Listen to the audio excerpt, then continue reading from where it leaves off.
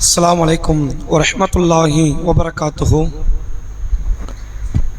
அல்ஹம்துலில்லாஹி ரப்பில் ஆலமீன்.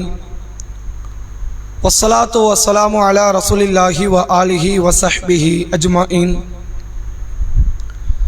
வமன் தபிஅஹு வ தாஅஹு பித்தீன் இலா யௌமித்தீன். கண்ணியத்திற்கும் பெருமதிப்பிற்கும் உரிய எல்லாம் வல்ல அல்லாஹுவின் நல்லடியார்களே, அல்லாஹுடைய பேரருளால் வாரந்தோறும் ஞாயிற்றுக்கிழமை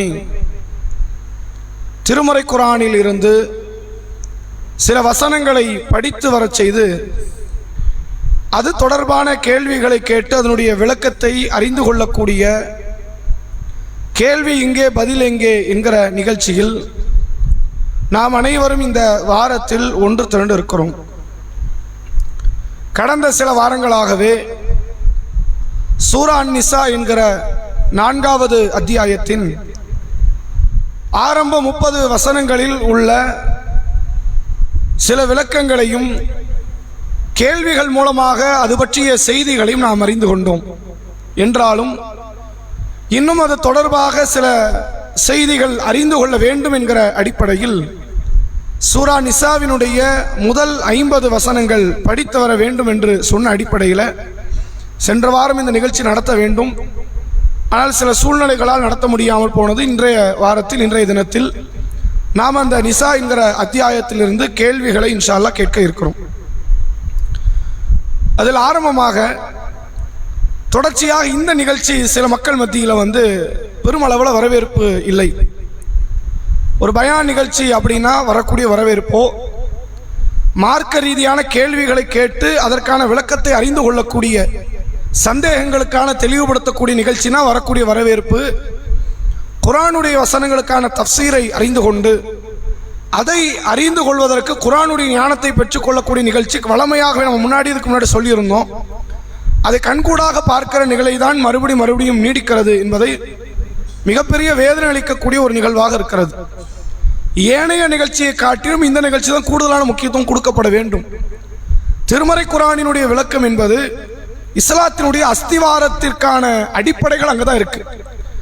எனவே இது சார்ந்த கல்விகளில் கொஞ்சம் அதிகமான முக்கியத்துவத்தை எடுத்து, இப்போ குறைவான மக்கள் வராங்க, ஆனால் அவங்க கூட படிச்சுட்டு வர்றதும் கிடையாது. நீங்களே கேள்வி கேட்டுக்கங்க, நீங்களே பதிலையும் கொடுத்துக்கங்க, விளக்கத்தையும் கொடுத்துக்கங்க, எங்கள்கிட்ட ஒன்றும் கேட்காதீங்க அப்படிங்கிற மாதிரி தான் மக்களினுடைய மனநிலையை பார்க்க முடியுது. சில பெண்கள், ஒரு சில ஆண்கள், அதை தவிர பெரும்பான்மையான மக்கள் அதில் கவனம் எடுக்கலை. கொஞ்சம் யோசிச்சு பாருங்க. ஒவ்வொரு வாரமுமே குர்ஆன்ல இருந்து சில வசனம் படிங்கன்னு சொல்லி ஆர்வமூட்டி நடத்தப்படுகிற நிகழ்ச்சி இறைவனுடைய அருளால் நம்ம பள்ளியில் தொடர்ச்சி நடந்துகிட்டு இருக்குது. அப்போ அதுக்கு கொஞ்சம் முக்கியத்துவம் தரும் பட்சத்தில் வரக்கூடிய சகோதர சகோதரிகள் கட்டாயம் அந்த வசனங்களை ஒவ்வொரு வாரமும் எடுத்து படிச்சுட்டு தப்பாவே பதில் இருக்கட்டுமே, அப்படியும் சில சகோதரர்கள் இருப்பாங்க. தப்பா சொன்னாலும் பிரச்சனை இல்லை, நாங்கள் சொல்லிடணும் அப்படிங்கிற மனநிலையில பதில் சொல்லக்கூடிய மக்கள் இருக்கிறாங்க.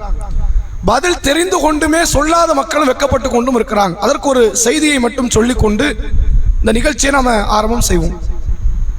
ரசூலுல்லாஹ் ஒரு முறை உரை நிகழ்த்தி கொண்டிருக்கிறாங்க. ஒரு 3 நபி தோழர்கள், 3 நபர்கள் அந்த சபைக்கு வராங்க. ஒருவர் என்ன பண்றாருன்னா ரசூலுல்லாஹ்க்கு நெருக்கத்தில் அமர்ந்து கொள்கிறார்.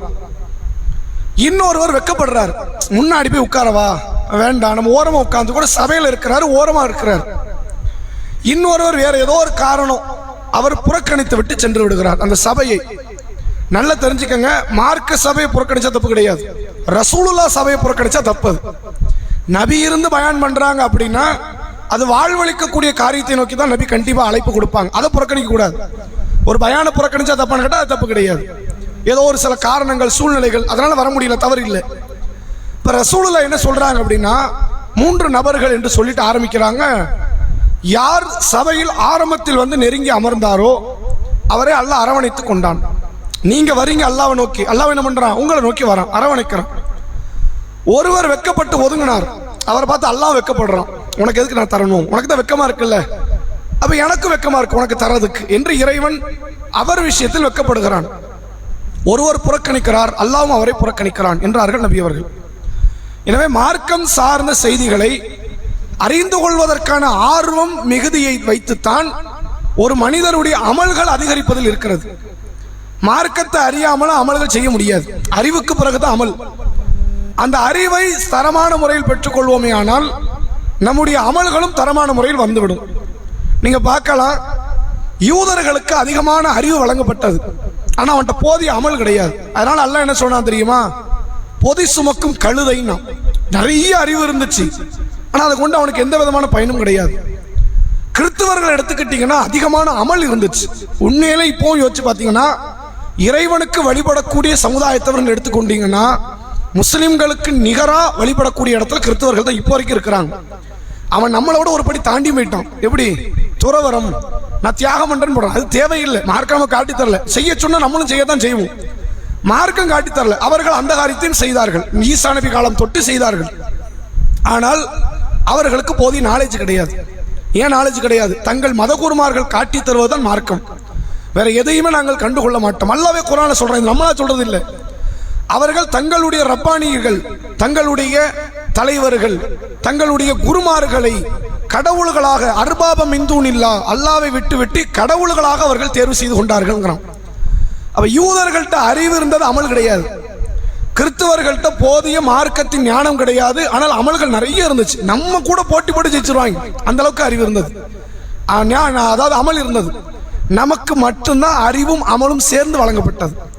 எனவே இந்த அறிவு சார்ந்த கல்வியை பெற்றுக்கொள்ளக்கூடிய விஷயத்தில் அலட்சியம் காட்ட வேண்டாம் என்பதை இந்த நேரத்தில் நாம் நினைவுபடுத்தியவனாக என்னுடைய இந்த கேள்வி பதில் நிகழ்ச்சியை நம்ம ஆரம்பம் செய்வோம். முதல் கேள்வி ஆண்களுக்கு. ஒரு சாராரை தொழுகைக்கு வராதுங்கிறான், ஒரு சாராரை பள்ளிக்கு வராதுங்கிறான். இந்த 50 வசனம் படிச்சா தெரியும் யார் தொழுகைக்கு வரக்கூடாது, யார் பள்ளிக்கு வரக்கூடாது.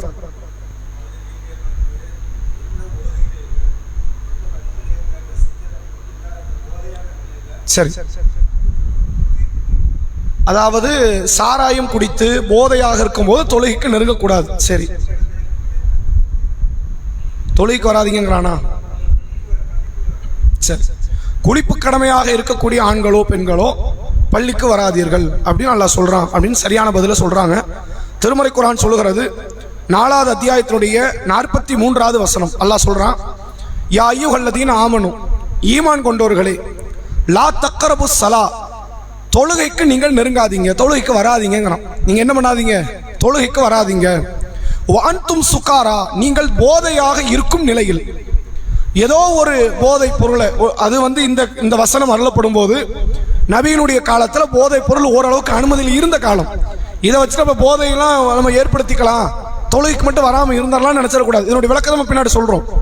ரசூலுல்லாஹ்வுடைய காலத்துல இந்த வசனம் அருளப்படும் போது மது அனுமதியில் இருந்துச்சு, ஒரு குறிப்பிட்ட அளவு அனுமதி. அப்ப அல்லாஹ் என்ன செய்யறான், சஹாபாக்கள் சில பேர் மது அருந்தினாங்க. அவங்கள அல்லாஹ் சொல்றான், நீங்கள் போதையாக இருக்கும் போது நீங்க என்ன செய்யாதீங்க, தொழுகைக்கு நெருங்காதீங்க. எதுவரை? ஹத்தா தஅலமு மா தக்கூலூன், நீங்க சொல்றது உங்களுக்கு விளங்கணும். போதையில இருந்தா விளங்காது, என்ன பேசுறோம்னு தெரியாது, எதனாலும் பேசி விட்டுருவோம். அது மாதிரியான நிலையில நீங்க என்ன செய்யாதீங்க, நீங்கள் தொழுகைக்கு நெருங்காதீங்க அப்படின்னு அல்லாஹ் சொல்றான். இந்த வசனம் எதனால் அருளப்பட்டது அப்படின்னு கேட்டா, நபியினுடைய காலத்துல இந்த மது அனுமதிக்கப்பட்ட அந்த நேரம் அன்சாரி தோழர்கள் ஒரு மது விருந்துக்கு கூப்பிடுறாங்க சில முஹாஜிர்களை. அவங்கெல்லாம் அது வளமையா சகஜமா மது அருந்துறத இந்த டீ பார்ட்டி மாதிரி நம்ம கூப்பிடுவோம்ல, ஒரு 10 பேர் நண்பர்களை கூப்பிட்டு டீ கொடுத்து இந்த மாதிரியான பார்ட்டி மாதிரி சாராயத்தை பார்ட்டி வச்ச காலம் அது. சஹாபாக்கள் நம்மை விட இறையச்சத்தில் மேன்மை பெற்றவர்கள். ஏன் அதை செஞ்சாங்கன்னா, அப்ப அது அனுமதி இருந்துச்சு, அதனால செஞ்சாங்க. அப்போ அந்த சபையில் அன்சாரி தோழர்கள் வைத்த விருந்துக்கு யார் போறான்னு கேட்டா, அலி ரலியல்லாஹு அன்ஹுவும் அப்துர் ரஹ்மான் பின் அவுஃப் ரலியல்லாஹு, 2 பேரும் சொர்க்கவாசி. 2 பேர் யாரு? சாதாரண சொர்க்கவாசியில 10 சொர்க்கவாசியில 2 பேர். 2 பேரும் போறாங்க. அந்த மது விருந்தை கலந்து கொள்கிறார்கள், மதுவும் அருந்தி கொள்கிறார்கள். மகரிப்பு நேரம் வருது, தொழுகைக்காக நிக்கிறாங்க. அது அந்த சபையில நடைபெற்ற தொழுகை. யார் தொழ வைக்கிறாங்கன்னா, அலி ரலியல்லாஹு அன்ஹு தொழ வைக்கிறாங்க. ரசூலுல்லாஹ் காலம், நபி ஹயாத்தா இருக்கிறாங்க, இன்னும் மது தடை செய்யப்படல. மஸ்ஜித் நபவிக்கு போனது அங்க இமாமத் யார் செய்வா? ரசூலுல்லாஹ் செய்வாங்க. இது அந்த சபைக்குள்ள அங்க பக்கத்துல எங்கேயோ தொழுகிறாங்க போல. அலி ரலியல்லாஹு அன்ஹு அவங்க தொழ வைக்கிறாங்க. மகரிப் தொழுகை. என்ன சூரா ஓதுறாங்க அப்படின்னா, குல் யா அய்யுஹல் காஃபிரூன் என்ற சூராவை ஓதுறாங்க. நீங்க அந்த சூராவை கொஞ்சம் படிச்சு பார்த்தீங்கன்னா ரொம்ப வார்த்தையில கிரிட்டிக்கலான வார்த்தையில பயன்படுத்துவோம். எந்த அளவுக்கு இருக்குன்னு கேட்டா, ஒரு சின்ன வார்த்தை மாத்திட்டா மொத்த அர்த்தமே கொலாப்ஸ் ஆயிடும். அல்லாஹ் சொல்ற, குல் யா அய்யுஹல் காஃபிரூன், காஃபிர்களே, லா தாபுது, அதாவது அல்லாஹ் சொல்றான், நீங்கள் வணங்கக்கூடியதை நாங்கள் வணங்க மாட்டோம், நாங்கள் வணங்கக்கூடியவற்றை வணங்கக்கூடியவனை நீங்கள் வணங்கக்கூடியவர்களாக இல்லை. லக்கும் தீனுக்கும் வலியதீன், உங்களுக்கு உங்க மார்க்கம், எங்களுக்கு என்னுடைய மார்க்கம் என்று அந்த வார்த்தை வருது. இது மறுபடியும் அந்த வார்த்தையால பயன்படுத்துவோம். ஒரு 4 தடவை கிட்டத்தட்ட வரும். நீங்கள் வணங்குறத நாங்க வணங்க மாட்டோம், நாங்க வணங்குறத நீங்க வணங்க மாட்டீங்க, நீங்க வணங்குறத நாங்க வணங்க மாட்டோம், நாங்க வணங்குறத நீங்க வணங்க மாட்டீங்க. அந்த வார்த்தையை 4 முறை திரும்பி வரும். இந்த வார்த்தையில ஒரு சின்ன எழுத்து மாற்றப்பட்டுட்டா எப்படி மாறிடும்? நீங்க வணங்குறத நாங்க வணங்குறோம்னு வந்துடும், அல்லது நாங்க வணங்குறத நீங்க வணங்குறோம்னு வந்துடும். ஏதாவது ஒரு அர்த்தம் மாறிடும். அந்த அளவுக்கு வார்த்தையில கிரிட்டிக்கலா உள்ள ஒரு சூரா இந்த சூரா. இது மாதிரி வேற சில வசனங்கள் வெவ்வேறு அத்தியாயங்கள கூட வருது. அல் ஹபீசூன வல் ஹபீசாத் என்ற வார்த்தையை சொல்லி அல்லாஹ் சொல்றான். என்ன அர்த்தம் அப்படின்னா, அதாவது நல்ல ஆண்கள் நல்ல பெண்களுக்குரியவர்கள், நல்ல பெண்கள் நல்ல ஆண்களுக்குரியவர்கள், கெட்ட பெண்கள் கெட்ட ஆண்களுக்குரியவர்கள், கெட்ட ஆண்கள் கெட்ட பெண்களுக்குரியவர்கள் அப்படின்னு அல்லாஹ் சொல்றான் திருமணத்தை பத்தி. அப்ப இதுல ஒரு சின்ன வார்த்தை மாறிட்டா கூட அங்க அர்த்தம் மாறிடும். இது மாதிரியான சில வசனங்கள் வருது, சில சூறாக்கள் வருது. அப்படி ஒரு சூறாவை அலிரதியலான ஓதி அதுல தப்பு வந்துருச்சு. ஏற்கனவே போதையில இருக்கிறாங்க, அதனால தவறா ஓதிட்டாங்க.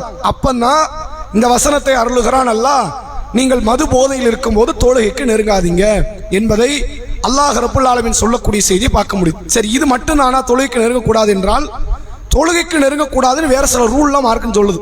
எந்த அளவுக்குன்னு கேட்டா, இப்ப நம்ம தூக்க கலக்கத்தில் இருக்கிறோம், கடுமையான சோர்வு, தூக்கி எந்திரிச்சு உட்கார வச்சா படுத்துருவோம், அப்படி ஒரு சோர்வுல இருக்கிறோம், என்ன செய்யறோன்னே தெரியல. இப்படி நிலையில வந்து தொழாதீங்கன்ற சொல்ல தடுத்திருக்கிறாங்க. இங்க போதை மட்டும் குர்ஆன் பேசுது, ஹதீஸ் என்ன பேசுது? நல்ல தூக்கம், எழுப்புனா எந்திரிச்சோன்னு தெரிஞ்சிரும்ல நம்ம என்ன பண்றோம் என்ன ஏதுன்னு தெரியுமா இல்லையா? அப்படி தெரிஞ்சு நீ இருந்தா நீங்க தொழுங்க. இல்ல அப்படி தெரியல, கண்ணு சொக்குது, என்ன நடக்குன்னே தெரியல, ஒரு மாதிரி புத்தி பேதலிச்ச மாதிரி தான் அந்த தூக்கத்துல இருந்து கலையிறோம் அப்படின்னா நீங்க தொழாதீங்கன்னு மார்க்கம் சொல்லுது. போய் படுத்துருங்க, நல்லா தூங்கிருங்க, தூங்கி எந்திரிச்சதுக்கு அப்புறம் தொழுங்க. அடுத்து வரக்கூடிய காலத்துல என்ன பண்ணிருங்க, அதை சீர்படுத்திருங்கன்னு மார்க்கம் காட்டி தருது. ஏன் அப்படி செய்யக்கூடாதுன்னா, தூக்க கலக்கத்துல போய் நின்று அல்லாட்ட துவாவை கேட்டு நீ தப்பு தவறுமா கேட்டுட்டேன்னா, அருளை தாங்கிறதுக்கு பதிலா சாபத்தை தான் கேட்டுட்டா, சொர்க்கத்தை தாங்கிறதுக்கு பதிலா நரகத்தை தான் கேட்டா, நீ கேட்கிற இடத்துல இருக்கிற அவன் கொடுக்கிற இடத்துல இருக்கிறான், நீ கேட்டு அவன் கொடுத்துட்டான்னா அது எவ்வளவு பெரிய விபரீதத்தை தரும். அதனால இது ரெண்டுமே ஒரே விஷயம் தான். நீங்கள் சொல்லுவது உங்களுக்கு புரியாத வரை இங்க தொழிலுக்கு வரக்கூடாது. இது எந்த நிலையில இருந்தாலும் இதுதான் சட்டம். இது அல்லாஹ் மதுவை பத்தி பேசுறான். மது மட்டும் கிடையாது, சில பேருக்கு மயக்க சூழ்நிலை இருக்கும், ஊசி மாத்திரை எதுவும் போட்டிருப்பாங்க, அது ஒரு மாதிரி வந்துடுனா அவங்க தலையெல்லாம் சுத்தி என்ன நடக்குன்னு தெரியாது. அப்படி வந்து தொழாதீங்க. தூக்க கலக்கத்துல இருப்பாங்க, எந்திரிச்சு மூஞ்ச தண்ணியை தெளிச்சு ஒழுவு செஞ்சு பிரயோஜனம் இல்லை, நீங்க தொழாதீங்க. தொழுதீங்கன்னா தப்பாக நீங்க எது துவா கேட்டு அது உங்களுக்கு பாதகமாக அமைஞ்சிரும். நீங்க போய் தூங்குங்க. அதுக்கப்புறம் வந்து நல்ல தெளிவானதுக்கு அப்புறம் வந்து நீங்க என்ன செய்யுங்க, தொழுங்க என்பதை அல்லாஹ்வுடைய தூதர் அவர்கள் காட்டி தராங்க. ரசூலுல்லாஹ் காலத்தில் ஒரு சம்பவம் நடக்குது. ஒரு முறை நபியினுடைய மனைவி ஸைனப் ரலியல்லாஹு அன்ஹா பள்ளியில பெண்கள் பகுதியில் 2 தூணுக்கு மத்தியில ஒரு கயிறு ஒன்று கட்டி இருக்கிறாங்க. ரசூலுல்லாஹ் அந்த பகுதிக்கு வராங்க. அப்ப பெண்கள் யாரும் பள்ளியில இல்ல, கயிறு மட்டும் கட்டப்பட்டிருக்கு. அப்ப ரசூலுல்லாஹ் கேட்கறாங்க, என்ன பள்ளிவாசல சம்பந்தம் இல்லாம கயிறு கட்டி இருக்கல, என்ன விஷயம் அப்படி கேட்கறாங்க. இது உங்க மனைவி ஸைனப் ரலியல்லாஹு அன்ஹா தான் கட்டி இருக்கிறாங்க, ஏன் கட்டி இருக்கிறாங்கன்னு கேட்கறாங்க.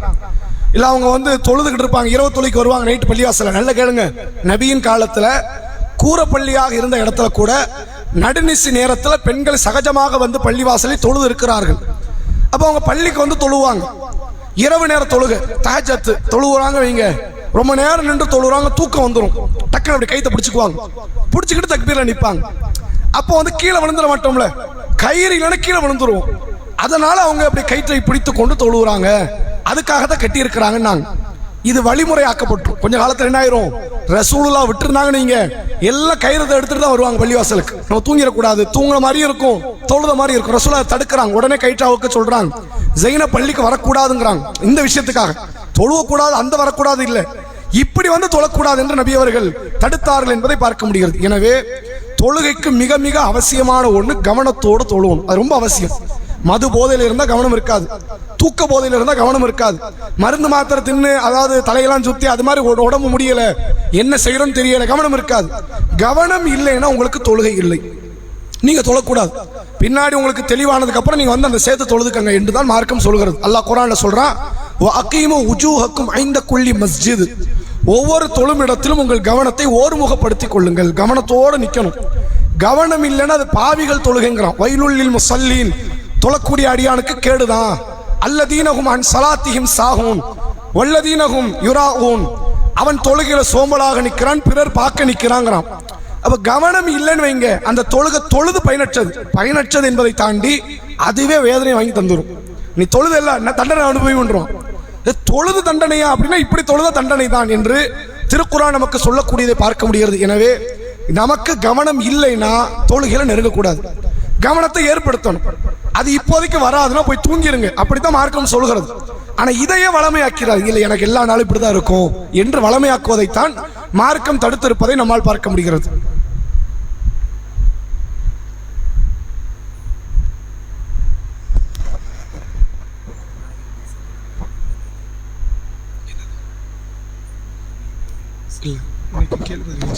இன்னைக்கு குர்ஆன்ல இருந்து கேள்வி, அது அடுத்து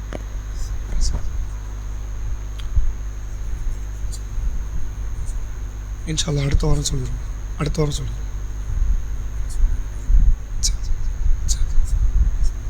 ஆமாம், புரியுது. அஸ்ஸலாமு அலைக்கும். அந்த கேள்வியினுடைய தொடர்ச்சியில் இன்னொரு செய்தி நம்ம சொல்லியிருந்தோம். பள்ளிக்கு நெருங்கக்கூடாது என்ற நபர்கள் அது யாருன்னு கேட்டோம். தொழுகைக்கு நெருங்கக்கூடாத நபர்கள் ஒரு சாரார் இருக்கிற மாதிரி பள்ளிக்கு நெருங்கக்கூடாது என்ற சாரார் யாரு அப்படிங்கிறது. அதுக்கு சகோதரர் என்ன சொன்னாங்க அப்படின்னா, குளிப்பு கடமையானவர்கள் பள்ளிக்கு நெருங்கக்கூடாது அப்படிங்கிற செய்தி சொன்னாங்க. அதுதான் அப்படிதான் அல்லாஹ் குர்ஆன்லயே சொல்றான். அந்த அதே வசனத்தை நீங்க பார்க்கலாம். 4வது அத்தியாயம் 43வது வசனத்தில் அல்லாஹ் சொல்றான், அதாவது வலா ஜுனுபன் இல்லா ஆபிரி சபீலின் ஹத்தா தகசிலு, நீங்கள் குளிப்பு கடமையானவராக இருப்பீர்களே ஆனால் பாதையாக அதில் கடந்து செல்வதை தவிர்த்து நீங்க அந்த பள்ளிக்கு வரக்கூடாது, நெருங்காதீங்க அப்படின்னு அல்லாஹ் தடுக்கிறான். பாதையா கடக்கிறனா என்ன அர்த்தம் அப்படின்னு கேட்டா, பள்ளியில ஒரு பொருள் இருக்கு, நான் குளிப்பு கடமை உள்ள போக முடியாது அப்படிலாம் கிடையாது. வந்து அந்த உங்க பொருள் தானே எடுத்துட்டு போகலாம். ஒரு குர்ஆன் எடுக்கணும், ஒரு ஹதீஸ் புக் எடுக்கணும், அல்லது ஒரு நபர் இருக்கிறார் பள்ளிக்கு வந்து நீங்க அவரை கூப்பிட்டுட்டு போகணும், அது தப்பு கிடையாது. உள்ளதான் என்ட்ரி ஆகுறீங்க, உள்ள என்ட்ரியா ஆளை கூப்பிட்டு அந்த பொருளை எடுத்துட்டு அதெல்லாம் எந்த தவறும் கிடையாது. வந்து உட்காரலாமா, அது உட்காரக்கூடாது, அதைத்தான் மார்க்கம் தடுக்குது. பள்ளிக்கு யார் வரக்கூடாது என்பதை இந்த வசனம் சொல்கிறது. அதுல முக்கியமா அல்ல எதை சொல்றான்னா, குளிப்பு கடமையானவர்கள் பள்ளிக்கு வராதீங்க, வந்து ஒரு பொருளை எடுத்துட்டு போறதுன்னா பிரச்சனை இல்லை, ஒரு ஆளை பார்த்து அவர்கிட்ட பேசி அவரை கூட்டு போறதுன்னா பிரச்சனை இல்லை. வந்து இங்க டேரா போட போறீங்க, உட்கார போறீங்க அப்படின்னா நீங்க அதை செய்யக்கூடாது, குளிக்காமல் நீங்கள் பள்ளிக்கு வராதீர்கள் என்று அல்லாஹ் ரப்புல் ஆலமீன் தடுக்கக்கூடிய செய்தி பார்க்க முடியுது. இது மட்டும்தான் பள்ளிக்கு வர்றதுக்கு தடையான்னு கேட்ட கிடையாது. இன்னொரு தடை மார்க்கம் சொல்கிறது. பூண்டு சாப்பிட்டு வெங்காயத்தை ஒருவர் சாப்பிட்டு அது சாப்பிட்டா துர்வாடை வீசும், துர்வாடையோடு ஒருத்தர் நீங்க பள்ளிக்கு வராதீங்க, அது தொழக்கூடிய தொழுகையாளிகளுக்கும் ஏனைய மாணவர்களுக்கும் அது ஒரு வகையான இடையூறை ஏற்படுத்துறது, நீங்க அதை செய்யாதீங்க என்று அல்லாஹ்வுடைய தூதர் அவர்கள் சொன்ன செய்தி பார்க்க முடிகிறது. எனவே பள்ளிவாசலுக்கு குளிப்பு கடமையானவர்கள் வரக்கூடாது. பள்ளிவாசலுக்கு இந்த மாதிரி இஞ்சி பூண்டு சாப்பிட்டு வாயிலிருந்து துர்வாடை ஏற்படுகிற நிலையில ரசூல் அதை குறிப்பிடுறாங்க. ஆனா அதுல இருந்து நம்ம என்ன எடுக்கலாம், வேற வேற வகையில் நமக்கு துர்வாடைகள் அதிகமாக வீசுகிறது என்றால் நம்ம உடல்ல இருந்தோ மற்ற பகுதிகளில் இருந்தோ நம்மை சுத்தப்படுத்தி விட்டு வர வேண்டும் என்பதை அந்த செய்தி போதிப்பதை நம்ம பார்க்க முடியும். எனவே இவர்கள் பள்ளிக்கு நெருங்கக்கூடாது என்பதை இந்த வசனத்திலிருந்து நம்மால் புரிந்து கொள்ள முடிகிறது. அடுத்த கேள்வி பெண்களுக்கு. யூதர்கள் எப்படிப்பட்டவர்கள் என்று அல்லாஹ் சொல்கிறான். யூதர்களை பற்றி இந்த 50 வசனத்தில் பேசுறான். யூதர்கள் இப்படிப்பட்டவங்க அப்படின்னு அல்லாஹ் பேசுறான். எப்படிப்பட்டவர்கள் புரியல? சரி சரி, இது பொதுவா வேதம் கொடுக்கப்பட்டவங்க. நீங்க சொன்ன வசனம் இருக்குது, வேதம் கொடுக்கப்பட்டவர் நல்லா சொல்றான். நம்ம கேட்கறது யூதர்கள். மினல்லதீன ஹாது இல்ல, புரியல, ஓராள சொல்ல. சரி, அல்லாஹ்வின் வார்த்தையை மாற்றுகிறார்கள். வேற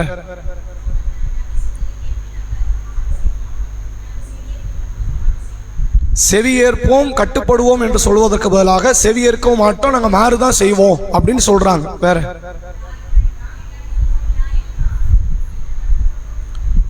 ராயினான்னு சொன்னாங்களா உண்டூர்னான்னு சொன்னாங்களா? எது சொல்ல மாட்டேன்னாங்க? ஒந்துர்னா என்று சொல்ல மாட்டேன்னாங்க. அடுத்து வேற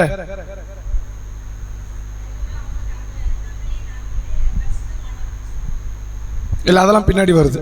இந்த வசனத்துல யூதர்களை பத்தி இது வரல. வேற இல்ல, இது அவங்க பண்பு, எதை செஞ்சா அவங்களுக்கு சிறப்புங்கிறான்ல.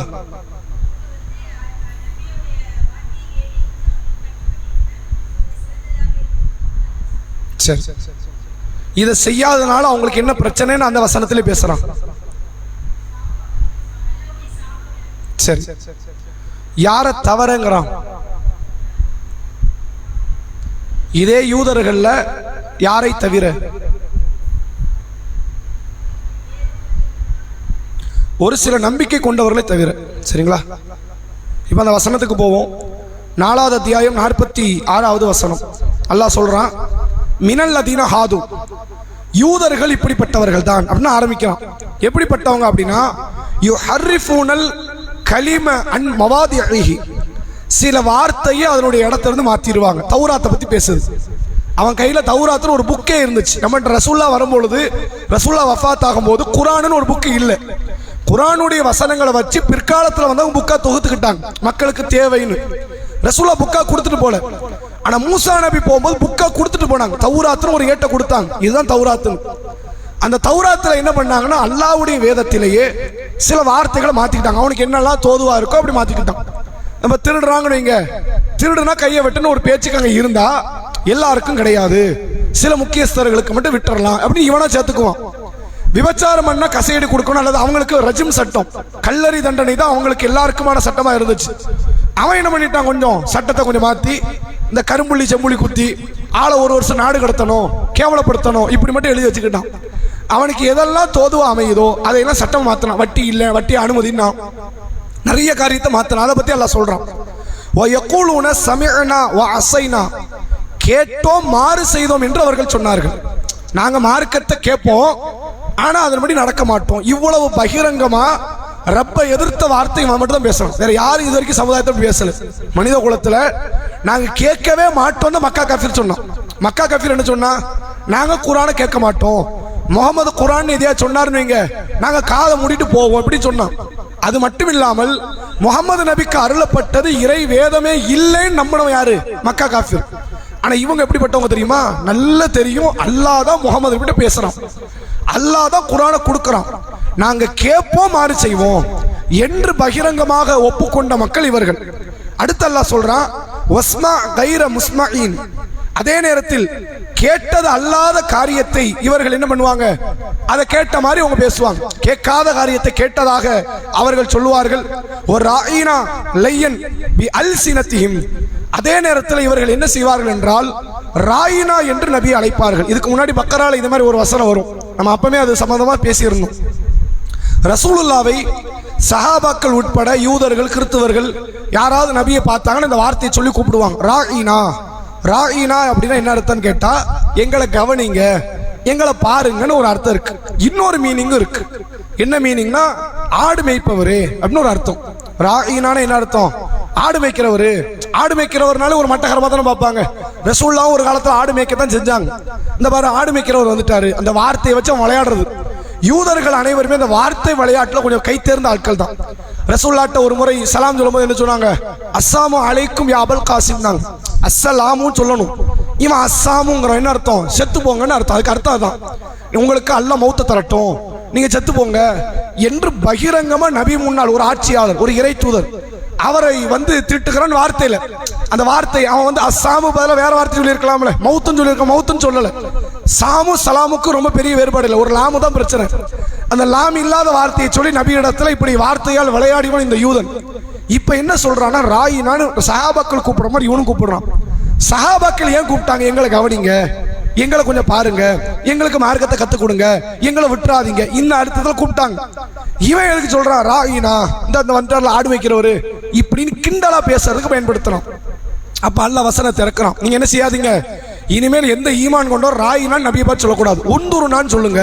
அதுல ரெண்டு அர்த்தம் கிடையாது, அதுல ஒரே அர்த்தம் தான், எங்களை கவனிங்கள் என்று தான் அர்த்தம் இருக்கு. அப்ப எனவே நீங்கள் உந்துருனா என்று பேசுங்கள் என்று அல்லாஹ் குர்ஆன்ல பேசுறான். அப்ப அதைத்தான் இந்த வசனத்தில் அல்லாஹ் சொல்றான். இவர்கள் என்ன செய்தார்கள் என்றால் ராயினா என்று அவர்கள் சொன்னார்கள். சொல்லிட்டு அல்லாஹ் சொல்றான், வகாலு சமியானா வாத்தானா வஸ்மா வந்துருனா, இவர்கள் ஒருவேளை கேட்டோம் கட்டுப்பட்டோம் என்று சொல்லி கேட்டு உந்துருனா என்று அவர்கள் சொல்லி இருந்தால் லகான கைரல் லகும், அது அவர்களுக்கு நல்லதா இருந்திருக்கும். இவன் கெட்டது போயிட்டான், பாவத்துக்கு போயிட்டான். இவன் மார்க்கத்தை கேட்கவும் இல்லை, கேட்டா மாறு செய்வோன்னு சொன்னா நபியை பார்த்து ராயினான்னு சொன்னான். இவன் கேட்டு இருந்தா, கேட்டு கட்டுப்பட்டு இருந்தா, நபியை பார்த்து உந்துருனான்னு சொல்லி இருந்தா அது அவனுக்கு நல்லதாக இருக்கும் அப்படின்னு சொல்லிட்டு அல்லாஹ் சொல்றான். அக்குவமோ இன்னும் அது அவங்களுக்கு எந்த அளவுக்கு இருக்கும், இறைவனுடைய நெருக்கத்தை பெற்றுத்தரக்கூடியதாக நேர்மைக்குரியதாக இருந்திருக்கும். வலாக்கின்ன லஅனஹுமுல்லாஹு பிகுஃப்ரிஹிம், அதே நேரத்தில் இவர்களுடைய இறை மறுப்பின் காரணமாக அல்லாஹ் அவர்களை சபித்தான். ஃபலா யுமினூன இல்லா கலீலா, யூதர்களில் மிக சொற்பமான மக்கள் மட்டும்தான் நம்பிக்கை கொள்ளும் இடத்தில் இருக்கிறார்கள் அப்படின்னு அல்லாஹ் சொல்றான். அதே மாதிரி நீங்க நபி காலத்தில் பார்க்கலாம், கிறிஸ்துவர்களை பல பேர் இஸ்லாத்தை ஏத்துக்கிட்டாங்க, யூதர்கள் எல்லாரும் ஏத்துக்கல. யூதர்கள் ரொம்ப சொற்பமான மக்கள். கிறிஸ்துவர்களை யார் வரைக்கும், ஒரு மன்னரை ஏத்துக்கிட்டாரு, நஜ்ஜாஷி என்ற மன்னர் இஸ்லாத்தை ஏத்துக்கிட்டாரா இல்லையா, ஒரு மன்னர் வரைக்கும் மார்க்கம் அவர் வரைக்கும் உள்ள போது நிறைய கிறிஸ்துவ மக்கள் இஸ்லாத்துக்கு வந்தாங்க. ஆனால் யூதர்களை எடுத்துக்கொண்டால் அவர்கள் என்ன செய்யல, ரொம்ப சொற்பமானது. நீங்க எடுத்துக்கொண்டாலே இவரை சொல்லலாம், அப்துல்லா இப்னு சலாம் ரலியல்லாஹு சொல்லலாம், இது மாதிரியான 1-2 பேரை சொல்லலாமே தவிர யூதர்களில் பெரும்பான்மையானவர்கள் யாருமே இஸ்லாத்துக்கு வரவும் இல்லை. இன்னும் சொல்ல போனா முபாஹலான்னு ஒரு சட்டம் வந்துச்சு. இதை ஆல் இம்ரான் சூரா நம்ம பார்த்தோம். இந்த கிறிஸ்தவர்கள் என்ன பண்ணாங்க, ஈசா நபி சம்பந்தமா பல வாத பிரதிவாதத்தை நபிட்ட பண்ணிக்கிட்டே இருந்தாங்க. இல்ல ஈசா இறந்துட்டாரு, அவர் போய் சேர்ந்தாச்சு, அவர் சிலுவையில் அடிச்சாச்சு அப்படிலாம் பேசிக்கிட்டு இருந்தாங்க. நபி இல்லைன்னு மறுக்கிறாங்க. அப்ப மறுபடியும் வாதம் வரைச்சு அதுக்கு ஒரு முற்றுப்புள்ளி வைக்கணும்ல. அதுக்கெல்லாம் என்ன செய்யறோம், முபாஹலாக்கு கூப்பிடுங்கிறான். அவங்க குடும்பத்தை அவங்க கூப்பிடட்டும், நீங்க உங்க குடும்பத்தை கூப்பிடுங்க, சத்தியம் பண்ணுங்க, யாரு போய் சொல்றானோ அவன் அல்லாஹ்வின் சாபம் உண்டாகட்டும். கிறிஸ்தவர்கள் பயந்தாங்க, பெரிய டேஞ்சருக்கு இழுத்து விடுறாரு இவரு. அப்ப அவனுக்கு கொஞ்சமாச்சும் பயம் இருந்துச்சு. இவனுக்கு பயமே கிடையாது. இவனுக்கு முபாஹலாம் எப்படிப்பட்டது, சர்வ சாதாரண, எல்லாமே சாப்பிடுற ஸ்நாக்ஸ் மாதிரி தான். என்ன சத்தியம் பண்ணணும்னு கேளுங்க, பண்ணிடுவோம். அப்படி ஒரு இடத்துல இந்த யூதர்கள் இருந்தாங்க. கிறிஸ்தவர்கள் அப்படி கிடையாது. அவர்கள் இறை மறுப்பில் இருந்தாலும் இந்த கொஞ்ச நெஞ்ச பயமாச்சு இருந்துச்சு, கடவுள்கிட்ட மாட்டிக்குவோமோ அப்படிங்கிற அந்த பய உணர்வு அவர்கள்ட்ட இருந்தது என்பதை பார்க்க முடியாது. எனவே இதுவரை வந்த மனித குலத்தில் எத்தனையோ பல சமுதாயத்தவர்கள் இருந்தார்கள். யூதர்கள் அளவுக்கு அருள் செய்யப்பட்டவர்களும் கிடையாது, யூதர்கள் அளவிற்கு வரம்பு மீறியவர்களும் கிடையாது, யூதர்கள் அளவுக்கு வழிகட்டவர்களும் கிடையாது. வேற யாரையுமே பார்க்க முடியாது. ஆது சமுதாயம் சமுதாயம் எவ்வளவு கூட்டம், ஆனா இவங்களை மட்டும் தான் விட்டு வச்சான். இவங்களுக்கு பல அதிகாரத்தையும் கொடுத்தான். ஹிலாஃபத்தை ஆரம்பிச்சது யூத சமுதாயத்திலிருந்து ஆரம்பிக்குது. எவ்வளவோ மேன்மைக்குரிய காரியத்தை செஞ்சும் பல அற்புதத்துக்கு மத்தியில் வாழ வச்சோம். இப்ப வரைக்கும் அந்த சமுதாயம் உயிரோடு இந்த உலகத்தில் இங்க இருந்தும் இன்னும் மரபு கடந்த செயலை செய்யக்கூடிய இடத்தில் இந்த யூதர்கள் இருக்கிறார்கள் என்பதை நம்மால் பார்க்க முடிகிறது. அடுத்த கேள்வி ஆண்களுக்கு. நபி அவர்கள் ஒரு வசனத்தை கேட்டு கண்ணீர் விட்டு அழுதார்கள். இந்த 50 வசனத்துல ஒரு வசனம். இது இந்த வசனத்தை படிச்சா தெரியாது, ஏதாவது பயான்லயோ ஹதீஸ்லயோ படிச்சிருந்தா தெரியும். அப்படி என்ன வசனம் ஏதாவது ஞாபகம் இருக்குதா? ரசூலுல்லாஹ் இந்த வசனத்தை கேட்டு அழுதாங்க. ரசூலுல்லாஹ் அந்த அழுகையை கட்டுப்படுத்த முடியல, நிறுத்துங்கன்ட்டாங்க. அதுக்கப்புறம் ஓத வேண்டாம். பெண்கள்ல சரி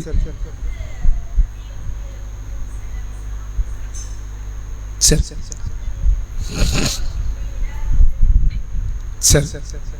ரசூலுல்லாஹ் ஒரு முறை ஒரு சஹாபியை அழைத்து அந்த சஹாபி கிட்ட ரசூலுல்லாஹ் கேட்கிறாங்க, குர்ஆனை கொஞ்சம் ஓதி காட்டுங்கிறாங்க. அவ அந்த சஹாபி என்ன பண்றாருன்னா, அல்லாஹ்வுடைய தூதர், குர்ஆன் அருளப்பட்டது உங்களுக்கு, ஆசிரியருக்கு மாணவர் சொல்லி கொடுத்தா எப்படி இருக்கும், அப்படி இருக்கு நீங்க கேட்கறது. அந்த அர்த்தத்தில் அவர் சொல்றாரு, குர்ஆனை நீங்க சொல்லணும், நாங்க கேட்கணும், நான் சொல்லி நீங்க கேட்ட நல்லா இருக்குமா அப்படிங்கிறாங்க. அப்ப ரசூலுல்லாஹ் என்ன சொல்றாங்க அப்படின்னா, நீங்க ஓதுங்க, பிறர் ஓத கேட்க நான் விரும்புறேன். நான் ஓதிக்கிட்டு தான் இருக்கிறேன், உங்களுக்கு சொல்லி கொடுக்குறேன், தொழுகையில ஓதுறேன், எல்லாத்தையும் பண்றேன். அடுத்தவங்க ஓதி கேட்கறது எனக்கு விருப்பமா இருக்கு, நீங்க ஓதுங்கிறாங்க. அவர் எந்த சூறாவை எடுத்து ஓதுறாரு? சூரா நிசாவை எடுத்து ஓதுறாரு. அவர் யதார்த்தமா ஓதுறாரு. இது பிளான் பண்ணி இந்த சூறா தான் ஓதணும்லாம் கிடையாது. ரசூலுல்லாஹ் ஓத சொல்லிட்டாங்களே, என்ன பண்றாரு? நிசா சூறாவை எடுத்து ஓதுறாரு. அந்த சூறாவில் 4வது அத்தியாயம் 41வது வசனம். இந்த வசனம் வருது. இந்த வசனம் வந்தோடனே ரசூலுல்லாஹ்வுடைய கண்ணெல்லாம் அப்படி குளமாகுது, கண்ணு கலங்க ஆரம்பிக்குது. போதும், நிறுத்துங்க, அதை பேச முடியல. ரசூலுல்லாஹ் ரொம்ப எமோஷனல் ஆயிட்டாங்க, நிறுத்துங்க அப்படிங்கிறாங்க.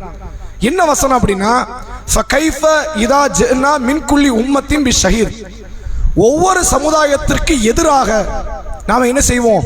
சாட்சிகளை கொண்டு வந்து நிறுத்துவோம். வஜஅனா பிக அலா ஹாஉலாஇ ஷஹீதா, நபியே உங்க சமுதாயத்துக்கு எதிராக உங்களையே சாட்சியா நம்ம கொண்டு வந்து நிறுத்தும் போது எப்படி இருக்கும்னு கேட்கிறோம். இது ஒரு வசனம். எல்லா சமுதாயத்துக்கு சாட்சி, எதிரான சாட்சியாளர்கள் உண்டு. எதிரான என்ன அர்த்தம்? நல்லது பண்ணியுமே எதிராக நிற்பாங்க, அப்படி கிடையாது. கெட்டது பண்ண எதிராக நிற்பாங்க. இப்ப அபூபக்கர் ரலியல்லாஹு உங்களுக்கு எதிராக ரசூலுல்லாஹ் வந்து நிற்க போறாங்க, கிடையாது. அவர் நல்லவர், அல்லாஹ்வுடைய மார்க்கத்தை சரியாக கடைபிடித்தவர். உமர் ரலியல்லாஹு அன்ஹு எதிராக வந்து நிற்க போறாங்களா? ஆயிஷா நாய்க்கு எதிராக வந்து நிற்க போறாங்களா? ஹதீஜா நாய்க்கு எதிராக வந்து நிற்க போறது இல்லை. யாருக்கு எதிராக வந்து நிற்பாங்க? காஃபியர்கள், பாவம் செய்தவர்கள், மார்க்கத்துக்கு வரம்பு மீறியவர்களுக்கு எதிராகவே வந்து நிற்பாங்க. நிக்கிறது யாரா இருக்கும்? ஒவ்வொரு சமுதாயத்துக்கு சாட்சியாளர்கள் உண்டு. நபியே, நீங்க தான் உங்க சமுதாயத்துக்கு எதிரான சாட்சியாளர். நீங்க தான் வந்து நிக்கவே போறீங்க. அடுத்தவன நரகத்தை தள்ளுற இடத்துல யார் இருக்க போறா? நீங்க தான் இருக்க போறீங்க. அடுத்தவனை காட்டி கொடுக்கிற இடத்துல யார் இருக்க போறா? நீங்க தான் இருக்க போறீங்க. இவன் கெட்டவன், இவன் பாவின்னு மறுமையில வந்து சொல்ற இடத்துல யார் இருக்க போறா? நபியே, நீங்கள் தான் இருக்க போகிறீர்கள் என்பதை இந்த வசனத்துல எல்லாம் சொல்றோம். அது உண்மையில நடக்கும். ரசூலாவும் சில இடத்துல சொல்லி இருக்கிறாங்க. நாளை மறுமை நாள்ல வந்து அல் கௌசர் நீர் தடாகத்துக்கு பார்த்தா ரசூலா நிப்பாங்க. இந்த உம்மத்தை ஒளி செய்த அடையாளத்தை வைத்து ரசூலா கண்டறிந்து என்ன செய்வாங்க? எல்லா மக்களுக்கு தண்ணீரை எடுத்து கொடுப்பாங்க. அப்படி வரும்போது என் தோழர்கள் சில பேர் வருவாங்க. நான் என்னுடைய தோழர்கள் அவங்களை அழைக்க போவேன். வானவர்கள் தடுத்துருவாங்க. நான் அல்லாட்ட என்ன செய்வேன்? இறைவா, இவர்கள் என் தோழராச்ச, அவங்களை ஏன் நீ தடுக்கிறேன்னு நான் கேட்பேன். அல்லாஹ் அதுக்கு என்ன பதிலளிப்பான்? இவர்கள் தங்கள் மார்க்கத்தை விட்டு தடம் புரண்டு விட்டார்கள், முர்த்தத்தாகி விட்டார். இந்த வார்த்தையால பயன்படுத்துவோம். இவங்க என்ன பண்ணிட்டாங்க? மார்க்கத்தை விட்டு தடம் புரண்டாங்க. ரசூலா காலத்துக்கு அப்புறம் நடக்கும் செஞ்சது. நபி வஃபாத் ஆகுறாங்க. அந்த தகவல் முழு மக்கா மதீனாவை தாண்டி ரசூலாவுடைய சாம்ராஜ்யம் முழுக்க பரவுது. நாங்க ஜக்காத்து கொடுக்க மாட்டோம்னு ஒரு கூட்டம் போகுது. நாங்க இனி யுத்த காலத்தில் கலந்துக்க மாட்டோம் ஒரு கூட்டம் போகுது. நாங்க இனி மார்க்கத்தில் இருக்க மாட்டோம் ஒரு கூட்டம் போகுது. அபூபக்கர் ரலியல்லாஹு காலம் தொட்டு அலி ரலியல்லாஹு காலம், அதை கடந்த காலங்களில் அதிகமான யுத்தங்கள் யாரோடு நடந்ததுன்னா சொந்த சமுதாய மக்களோடு தான் நடந்துச்சு. வேற மக்களோட இல்லை, வேற மக்களோடு நடந்துச்சு. யமாமா யுத்தத்தை எடுத்துக்கொள்ளலாம், எருமுக்கு யுத்தத்தை எடுத்துக்கொள்ளலாம், முசைலிமா என்ற பொய் தூதுவனுக்கு எதிராக நடந்தது. இந்த மாதிரி நிறைய யுத்தம் நடந்துச்சு. ஆனா அதிகமான யுத்தத்தை எடுத்துக்கிட்டா சொந்த மக்கள் மீதுல தான் நடந்துச்சு. ஏன்னா வரம்பு கடந்தாங்க, மார்க்கத்தை மாற்றினார்கள். அப்ப ரசூலுல்லாஹ் மறுமை நாள் என்ன சொல்லுவாங்க அப்படின்னா, இந்த வார்த்தை நபியே சொல்றாங்க. இப்படி வந்து நிப்பாங்க. நான் ஏன் தோழர்னு கேட்பேன். நான் அல்லாஹ்ட்ட முறையிடுவேன். அல்லாஹ் என்ன சொல்லுவான்? இவங்க மதம் மாறிட்டாங்க. அப்ப ரசூலா என்ன பண்ணிருக்கணும்? சரி, தெரியாம பண்ணிட்டாங்க யா அல்லாஹ், நான் இருக்கிற வரைக்கும் பாத்துக்கிட்டு தானே இருந்தேன், ஏதோ கொஞ்சம் கவனக்குறையில இருந்திருப்பாங்க, நீ மன்னிச்சு விட்டு. இப்படி சொல்லணுமா இல்லையா? ரசூலா அப்படி சொல்ல மாட்டாங்களாம். என்ன சொல்லுவாங்கன்னு கேட்டா, ஈசா அலைஹிஸ்ஸலாம் அவர்கள் தன் சமுதாயத்துக்கு எதிராக என்ன பேசினாங்களோ அதே வார்த்தை நான் இவங்களுக்கு எதிராக பேசுவேன். யாருக்கு எதிராக? நம்மள ரசூலா குறிப்பிடல, சஹாபாக்கள் என்ற இடத்தில் வாழ்ந்த சில முஸ்லிம்கள் ரசூலா குறிப்பிட்டு அவங்களுக்கு எதிராக நான் பேசுவேன். நாங்க என்ன பேசுறாங்க? ஈசா அலைஹிஸ்ஸலாம் மறுமை நாள்ல அல்லாஹ் ஈசா நபியை பிடிப்பான். சூரா மாயிதால பேசுது. அல்லாஹ் சொல்றான், ஈசா நபியை பிடிச்சு, ஈசாவை நீங்களும் உங்க உம்மா மரியமும் தான் மனித குலத்துக்கு கடவுள் நீங்க சொன்னீங்களான்னு அல்லாஹ் கேட்பான். அப்ப ஈசா அலைஹிஸ்ஸலாம் என்ன சொல்லுவாங்க? யா அல்லாஹ், அந்த வார்த்தை எனக்கு தகுதி கிடையாது. அது என்ன சொல்ற வார்த்தையாது, நல்ல வார்த்தையாது, அது நான் சொல்லல. நான் என்ன பிரச்சாரம் பண்ணேன்னு உனக்கு தெரியும், உன் உள்ளத்துல இருக்கிற எனக்கு தெரியாது. இப்ப என்ன வணங்கிட்டு வந்து நிக்கிறாங்களே, நீ நினைச்சா அவங்கள மன்னிக்கலாம், நீ மன்னிக்க கூடியவன், நீ நினைச்சா அவங்கள தண்டிக்கலாம். அவர்கள் உன் அடியார்கள். நான் ஏதாவது கேட்க முடியுமா? என்னால ஏதாவது பண்ண முடியுமா? ஒண்ணும் பண்ண முடியாது. என்ன அழிச்சாலே என்னை யாரும் கேட்கறது கிடையாது. என்ன விட்டுறியால இதுக்கு எனக்கு சம்பந்தம் இல்லை அப்படின்னு ஈசா அலைஹிஸ்ஸலாம் தன் சமுதாயத்துக்கு எதிராக பேசிவிட்டு விலகிடுவாங்க. இதே வார்த்தையை நான் என் சமுதாயத்துக்கு எதிராக பேசுவேன் நாங்க ரசூலுல்லாஹ். அப்ப அல்லாஹ்வுடைய ரசூல் அவர்கள் ரஹ்மத்துல் ஆலமீன், அதுல மாற்றம் இல்லை. எல்லாருக்கும் ரஹ்மத்துல் ஆலமீனா இருக்கிறாங்களா அப்படின்னு கேட்ட கிடையாது. பாவிகளுக்கு எதிராக தான் நபி நிற்பாங்க. பாவிகளுக்கு சப்போர்ட் பண்ணி நிற்க மாட்டாங்க. பாவம் செய்யத்தான் செய்வாங்க, நீ விட்டுட்டு போ. நிறைய உலமா பெருமக்கள் மக்கள் மத்தியில பிரச்சாரம் செய்யறது என்ன தெரியுமா? என்ன அட்டூழியம் பண்ணிட்டு நீ செத்தாலும் சரி உன்னை காப்பாத்த நபி இருக்கிறாங்க. இது பொய், அப்பட்டமான பொய். நன்மை செஞ்சுட்டு நபி கிட்ட போனாலே, அல்லாஹ் கிட்ட போனாலே, அல்லாஹ் நாடியவருக்கு மட்டும்தான் அங்க பரிந்துரை கிடைக்கும், எல்லாருக்கெல்லாம் கிடைக்காது. நபி இடத்துல போய் கேட்கறவங்களுக்கு எல்லாம் பரிந்துரை கிடைக்கும்னா ரசூலுல்லாஹ் ஏன் ஃபாத்திமா பார்த்து சொல்லணும்? அன்கீதி நஃப்ஸக்கி மினன் நார், ஃபாத்திமாவே உன்னை நீ நரக நெருப்பை விட்டு பாதுகாத்துக்க, இறை தூதர் மகள்னு வந்து நிக்காதேன்னு நாங்க ரசூலுல்லாஹ் தன் மாமி சஃபியாவுக்கு சொன்னார்கள், தன்னுடைய குடும்பத்தவர்களுக்கு சொன்ன, எல்லாருக்கும் சொல்லிட்டாங்க, ஏன்ட்டெல்லாம் வந்து நிக்காதீங்கப்பா, அது வந்து உனக்கு எந்த விதமான பயனையும் தராதுன்னு நாங்க ரசூலுல்லாஹ். அப்ப நபியால் எல்லாருக்கும் பரிந்துரை செய்ய முடியும் என்பது அப்பட்டமான பொய். அல்லாஹ் நாடிய அவன் அருள் பெற்ற அடியார்களுக்கு மட்டும்தான், அல்லாஹ் அனுமதி கொடுக்கும் போது மட்டும்தான் நபியால பரிந்துரை செய்ய முடியும். ஒரு செய்தி நம்ம பல முறை கேள்விப்பட்டிருக்கோம். மறுமை நாளில் ஒரு பெருங்கொண்ட கூட்டம் ஆதம் நபிட்ட போவாங்க, நூஹ் நபிட்ட போவாங்க, இப்ராஹிம் நபி, மூசா நபி, ஈசா நபி, கடைசியா ரசூலுல்லாஹ்ட்ட போறாங்க. ரசூலுல்லாஹ் அந்த சபையில தான் இருக்கிறாங்க. ஆதம் நபிட்ட போகும்போது பிடிச்சிருக்கலாமா இல்லையா? எங்க போறீங்க? ஆதம் நபிட்ட. நான் வாங்கி தரேன் அல்லாஹ்ட்ட சொல்லி இருக்கலாமா இல்லையா? டைமிங் வரல, வர்ற வரைக்கும் வெயிட் பண்ணி தான் ஆகணும். அவங்க வருவாங்க, உங்கள்கிட்ட வந்து கேட்பாங்க, நீங்க அல்லாஹ்ட்ட வந்து கேட்கணும். அல்லாஹ் அனுமதி கொடுப்பான், அப்பதான் பரிந்துரையை ஆரம்பிக்கணும். எடுப்புல பரிந்துரை ஆரம்பிக்க கூடாது. இப்படி அல்லாஹ் நபியை பற்றி சொல்லி தருகிறான். எனவே இந்த அல்லாஹ்வுடைய தூதர் ரஹ்மத்துல் ஆலமீன் என்று அல்லாஹ் நமக்கு அடையாளப்படுத்துகிற பெரும் அருளாக வழங்கி இருக்கிற இந்த முஹம்மது ஸல்லல்லாஹு அலைஹி வஸல்லம் அவர்கள் நமக்கு நாளை மறுமை நாள் பரிந்துரை செய்ய மாட்டார்கள். அல்லாஹ் நாடினாலே அன்றி. அல்லாஹ் அருள் புரிந்தாலே அன்றி, அல்லாஹ் அவர்களுக்கு வழிகாட்டினாலே அன்றி ரசூலுல்லாஹ்வுடைய எல்முனை அளவுக்கு பரிந்துரை நமக்கு கிடைக்காது. நம்ம அமலை கொண்டு நம்ம செயலை கொண்டு தப்பிச்சா உண்டு. இந்த பரிந்துரைலாம் நம்பிக்கிட்டு இருக்கக்கூடாது. அதுக்கு என்னெல்லாம் மார்க்க அமல் செய்ய சொல்லுதோ அந்த அமலை செஞ்சுட்டு ரப்பு மேல நம்பிக்கை வச்சு பயணம் பண்ணிக்கிட்டு இருக்கணும். பல முஸ்லிம்களுடைய மனநிலை என்ன தவறு செய்தாலும் நபி காப்பாற்றுவாங்கிறது தவறான ஒரு நம்பிக்கை என்பதை இந்த வசனத்தின் வாயிலாக நம்மால் புரிந்து கொள்ள முடிகிறது. அடுத்த கேள்வி பெண்களுக்கான கேள்வி. அல்லாஹ் சொல்கிறான், பரிசுத்தமாக கருதுவது தொடர்பாக திருக்குர்ஆனில் வரக்கூடிய ஆயத்து என்ன? பரிசுத்தமாக கருதுவது தொடர்பாக திருக்குர்ஆனில் வரக்கூடிய ஆயத்து என்ன? சரி, நாடியோரை பரிசுத்தப்படுத்துகிறான். எதுக்கு இதை சொல்லணும்?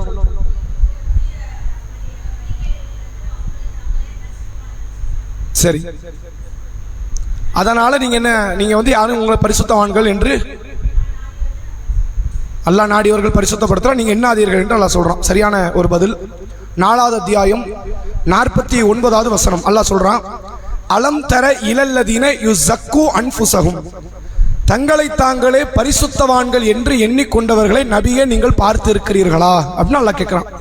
சில மக்களுடைய மனநிலை எப்படி இருக்குன்னா, நான் ரொம்ப நல்லவன், என்ன மாதிரி கடைஞ்செடுத்த நல்லவனை அந்த துனியால பார்க்கவே முடியாது, அப்படி ஒரு மனநிலை சில மக்கள்கிட்ட இருக்குது அப்படின்னு அல்லாஹ் சொல்லிட்டு, பலில்லாஹு யுஸக்கி மையஷா, அல்லாஹ் தன் நாடியவரைத்தான் பரிசுத்தமாக்குறான். பரிசுத்தவான்கள் உலகத்தில் இல்லைன்னு சொல்லல, இருக்கிறாங்க. நல்ல மக்கள் இருக்கிறாங்க, அல்லாஹ்வுடைய அருளை பெற்ற நேசத்தை பெற்ற மக்கள் இருக்கிறாங்க. அது அல்லாஹ்க்கு தான் தெரியும், அவருக்கே கூட தெரியாது. யாருக்கே கூட தெரியாது. யாரு பரிசுத்த வாழ்க்கை வாழ்றாங்களோ அவருக்கே கூட தெரியாது நான் என்ன நிலையில இருக்கிறேன், அல்லாஹ் என்ன மன்னிப்பானா, சொர்க்கம் எனக்கு கிடைக்குமான்னு அவருக்கே கூட தெரியாது. அல்லாஹ்க்கு மட்டும் தெரிஞ்ச காரியம் என்று அல்லாஹ் சொல்லிவிட்டு, ஒலா யுலுலமூன ஃபதீலா, அதே நேரத்தில் அந்த அல்லாஹ்வுடைய அருளை பெற்றவர்கள் கடுகளவு அநீதி இழைக்கப்பட மாட்டார்கள் என்று அல்லாஹ் சொல்றான். இந்த செய்தி எதை உணர்த்துது அப்படின்னா, இஸ்லாத்துல ஒரு மனிதன் எப்படிப்பட்ட மனநிலையில வாழணுங்கிறத பத்தி பேசுது. நம்ம முஸ்லிம்களா இருக்கிறோம், நமக்கு வந்து இஸ்லாம் பல ஆர்வம் ஊட்டுகிற பல செய்திகளை சொல்லுது. நீங்க நம்பிக்கை கொண்டுட்டீங்க, நீங்க என்ன செய்ய மாட்டீங்க, உங்களை அல்லாஹ் தளர்ந்து விட மாட்டான். வலா தஹீனு வலா தஹ்ஸனு அன்துமுல் அஅலவுன இன் குன்தும் முஃமினீன், நீங்க தளர்ந்து விடாதீர்கள், நீங்கள் கவலைப்படாதீர்கள், நீங்க ஈமான் கொண்டா நீங்க தான் உயர்ந்தவங்க அப்படின்னு அல்லாஹ் ஆர்வம் ஊட்டுறான். நீ நம்பிக்கை கொண்டா நீ எங்க போயிருவ, உயர்ந்த இடத்துக்கு போயிருவ. ரசூலுல்லாஹ் என்ன பண்றாங்க, அல்லாஹ்வுக்கு வந்து ஷிர்க் இல்லாம மௌத்தாயிட்டா மறுபடியும் சொர்க்கம். மன் மாத்தமின் உம்மத்தி லா யுஷ்ரிக்கு பில்லாஹி ஷையா, அல்லாஹ்வுக்கு இணை வைக்காமல் யார் ஒருவர் மரணத்தை அடைகிறாரோ தஹலல் ஜன்னா, அவங்க சொர்க்கம் போயிருவாங்க. இப்பெல்லாம் ரசூலுல்லாஹ் ஆரம்பிட்டாங்க. இந்த செய்தி நமக்கு எதை காட்டுது, கண்டிப்பா சொர்க்கம் போயிருவோம். இந்த நம்பிக்கை தப்பு இல்லை. எந்த நம்பிக்கை தப்பு இல்லை? நம்ம பாவிதான், நம்ம நிறைய அநியாயகரமான செயலை செஞ்சது உண்மைதான், ஆனா அல்லாஹ் மன்னிச்சிருவான், கண்டிப்பா நமக்கு அருள் தருவான், மறுபடியும் சொர்க்கம் தருவான். இது வரை சரி. நான் நல்லவன், அதனாலதான் அல்லாஹ் வந்து சொர்க்கத்துக்கு அனுப்புறான். இது தப்பு. உங்களுக்கு புரியுதா? நான் பாவி, என்ன அல்லாஹ் மன்னிச்சிருவான் நம்பினா தப்பு கிடையாது. நான் ரொம்ப நல்லவன், என்ன அல்லாஹ்க்கு மன்னிச்சுதான் அவனை, வேற என்ன வழி இருக்கு, மன்னிக்காம என்ன விட்டுருவானா? இது வரம்பு கடந்த பெருமை பிடித்த ஷைத்தானுடைய வேலை. இதைத்தான் அன்னைக்கு அந்த ஷைத்தானும் பண்ணான். நான் ஏன் காலில் விழணும்னு கேட்டோம், நான் ஏன் சுஜூது பண்ண நினைக்கிற அவசியம் வந்துச்சு, நான் எவ்வளவு பெரிய இடத்துல இருக்கு, நீ எவ்வளவு பெரிய இடத்துல இரு, அல்லாஹ் தான் உன்னை உயர்த்தினான், நீ ஏன் உயரல, இப்படிதான் நினைச்சிருக்கணும்.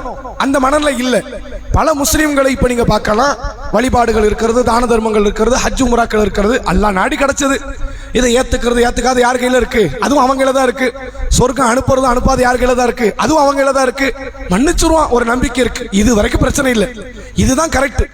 என்ன அல்லாஹ் மன்னிச்சுதான் ஆகணும், அவனுக்கு வேற வழி இருக்குதா அப்படின்னா அல்லாஹ்க்கு நீங்க நிர்பந்தத்தை கொடுக்குறீங்களா? அப்ப இந்த நம்பிக்கை கொண்டவர்களை அல்லாஹ் பரிசுத்தமே இல்லாதவர்கள்ங்கிறான். இவனுக்கு என்ன பரிசுத்தம் இருக்கு?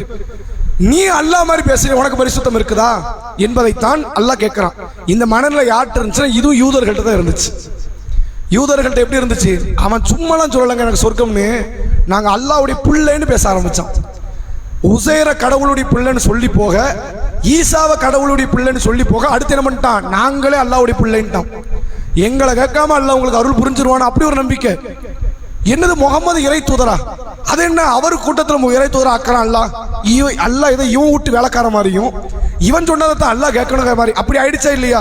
அப்ப இதுக்கெல்லாம் என்ன காரணம் அப்படின்னா, நான் தன்னை பரிசுத்தவான்களாக அவர்கள் எண்ணியது. இந்தியாவிலே நீங்க பார்க்கலாம், மேலாதிக்க கொண்ட சில மக்கள், சில ஜாதியினர்களை இங்க பார்க்கலாம். அவங்களுடைய சில கூற்றுகள் நமக்கு பெரிய ஆச்சரியத்தை தரும். எந்த மாதிரி ஆச்சரியத்தை தரும்னு கேட்டா, எங்க கடவுளால நாங்க இல்ல, எங்களால தான் கடவுள்னு பேசுவாங்க, பகிரங்கமா பேசுவாங்க. கடவுளால நாம, அப்படித்தானே எல்லா மக்கள் மனநிலை, எங்களால தான் கடவுளை இயங்குறாரு, கடவுள் இயங்குறது யாரை கொண்டுதான், எங்களை கொண்டுதான் என்று மேலாதிக்க ஜாதியினர்கள் பலருடைய கூற்று இதுதான். இப்படிதான் பேசிக்கிட்டு இருக்கிறாங்க. தங்கள் வேதம் இவ்வாறு பேசுவதாகத்தான் சொல்றாங்க. அப்ப அல்லாஹ் சொல்றான், இது எவ்வளவு பெரிய பெருமை பிடித்த தனம் அப்படின்னா, தன்னை பரிசுத்தமாக கருதக்கூடிய இது செய்யாதீங்க. நிறைய பேருடைய செயல்பாடு, நம்ம நன்மை செய்யறோம், அமல் ஏற்கப்படும், இந்த எண்ணம் கூட வரக்கூடாது. நன்மை செய்யற அமல் ஏற்கப்படுமா, அப்படி இருக்கணும். மனதில் எப்படி இருக்கணும், நீங்க செஞ்சுட்டா அல்லாஹ் சொர்க்கம் தரணுமா, அதை ஏத்துக்கணுமே. யாருக்கு ஏத்துக்குவான்னு தெரியுமா? தக்வாதாரிகளுக்கு ஏத்துக்குவான். பாங்கு முடியட்டும்.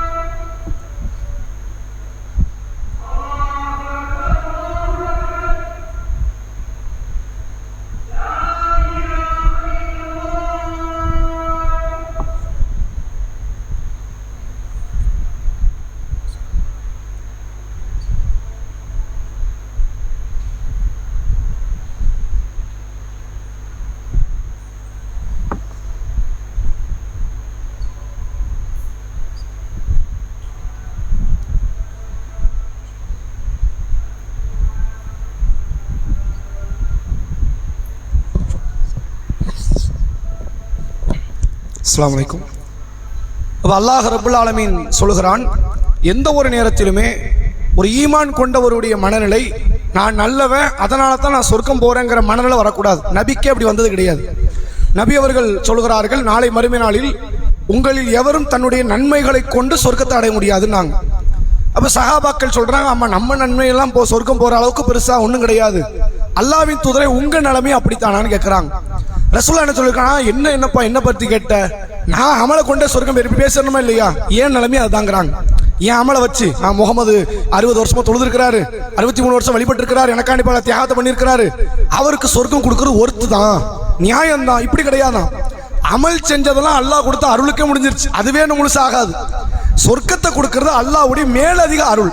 சொர்க்கம் அருளாகத்தான் வழங்கப்படுகிறதே தவிர அது உண்மையில கூலியாக வழங்கப்படுறதில்லை. கூலின்னு சொல்லிக்கிறான், அது அஜ்ர் என்று அல்லாஹ் சொல்றான், ஆனா அது கூலி கிடையாது. மேலதிக அருளாகத்தான் மறுமை நாளில் அல்லாஹ் சுவனத்தை வழங்குகிறான் என்பதை மார்க்கம் சொல்லித்தருது. அதே நேரத்தில் அல்லாஹ் திருக்குர்ஆன்ல இன்னொரு இடத்தில் நபியை பார்த்து சொல்கிறான், நபியை நீங்கள் சொல்லுங்கள், குல் இன் அஸைது, நபியை நீங்கள் பேசுங்கள், ஒருவேளை நான் மாறு செய்து விட்டால், அதாவது அதாப ரப்பி யௌமின் அதீம், என் இறைவனுடைய அந்த மறுமை வேதனைக்கு நான் கடுமையாக பயப்படுகிறேன்னு சொல்லுங்க. ஏன் நிலைமை என்னன்னு தெரியாது, இப்படி பேசுங்க. உஸ்மான் இப்னு மதூன் என்ற ஒரு நபித்தோழர் வஃபாத் ஆகுறாங்க. நல்ல ஒரு சஹாபி, ஒரு ஹிஜ்ரத்தெல்லாம் செய்து வந்த ஒரு தியாக உணர்வு கொண்ட ஒரு சஹாபி.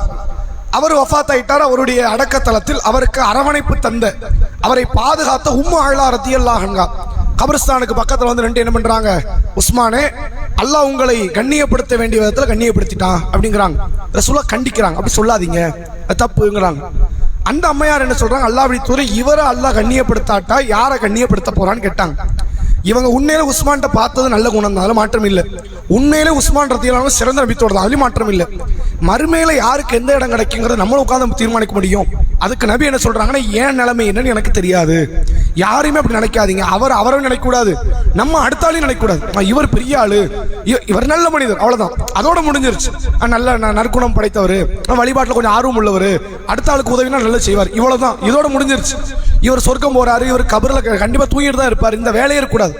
அல்லாஹ் ரசூல் சொன்னவர்களை மட்டும் தான் நம்ம சொல்லணும் என்பதைத்தான் இந்த வசனம் பேசக்கூடியதை நம்மால் புரிந்து கொள்ள முடிகிறது. வாஹிர் தஅவானா அல்ஹம்துலில்லாஹி ரப்பில் ஆலமீன். அஸ்ஸலாமு அலைக்கும் வரஹ்மத்துல்லாஹி வபரகாத்துஹு.